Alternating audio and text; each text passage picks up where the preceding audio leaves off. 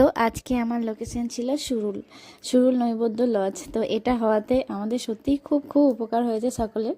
তো আমি চলে এসেছি, আর এদিকে ডেকোরেশন চলছে নৈবেদ্য লজ অনুষ্ঠান ভবন।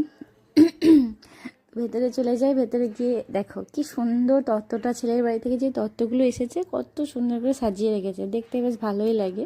তো ওটা একটা ছোট্ট ক্লিপ নিয়ে নিলাম তোমাদের জন্য, তোমরাও দেখে নেবে কত সুন্দর তত্ত্ব এসেছে। আগে তো দিনে তত্ত্ব এলে পাশের বাড়ি থেকে ডেকে নিয়ে যেত দেখার জন্য, এখন আর মানুষের অত সময় নেই, ভিডিওর মাধ্যমে সব কিছু দেখে নেওয়া যায়। তাই তো। তো এরপর আমি ব্রাইডের দিকে চলে যাব, কারণ টাইমে তো কোনো দিনই কখনো আমাদের ব্রাইড আমাদের কাছে আসে না, সব সময় আধ ঘন্টা 1 ঘন্টা লেট হয়, কিছু করা নাই, এটাই হচ্ছে নিয়ম। তো আমার এদিকে মেকআপ শুরু হয়ে গেছে, চলছে অলরেডি। আর ক্লায়েন্টের ডিমান্ড ছিল একদম লাইট মেকআপ, মানে পুরোটাই লাইট হবে সমস্ত কিছু। ও খুব ভয়েই ছিল, কারণ কি ও একদম সাজে না, মেকআপ করেই না। তো সেই হিসাবেই আমি ওর কাজটা করার চেষ্টা করেছি। তার মাঝে ছিল এই যে মেন কাজ হচ্ছে গয়না পরানো।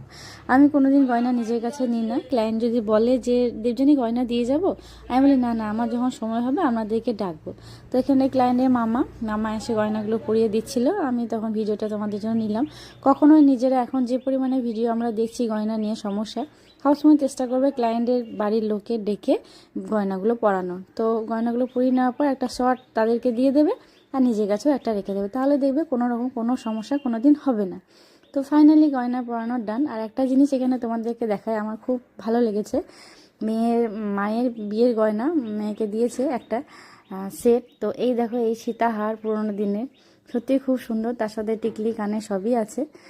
এটা বেশ সুন্দর মানিয়েছে, আমার খুব ভালো লেগেছে। ওরও ভীষণ পছন্দের, মায়ের জিনিস মেয়ের কাছে থাকবে, এটা তো সত্যি বিরাট বড় পাওনা। যতই নতুন গয়না থাক, এটা একটা আলাদাই পাওনা। তো এইদিকে ক্লায়েন্টের কলকা নিয়েও একটু খুঁতখুঁতে ছিল, কারণ কি ও একদমই কিচ্ছু নিতে চাইছিল না, যে কলকাও নেব না, একদম সিম্পল ছোট্ট টিপ, তাহলে ওটা রিসেপশনে যায়, তো একটু কলকা নাও। তো ওর মনের মতো করেই আমি সাজানোর চেষ্টা করেছি। ফাইনালি যতই আমরা কষ্ট করি, টাকাটা তখন ম্যাটার করে না, ক্লায়েন্টের মুখের হাসিটাই আমাদের কাছে বেশি বড় পাওনা হয়ে ওঠে।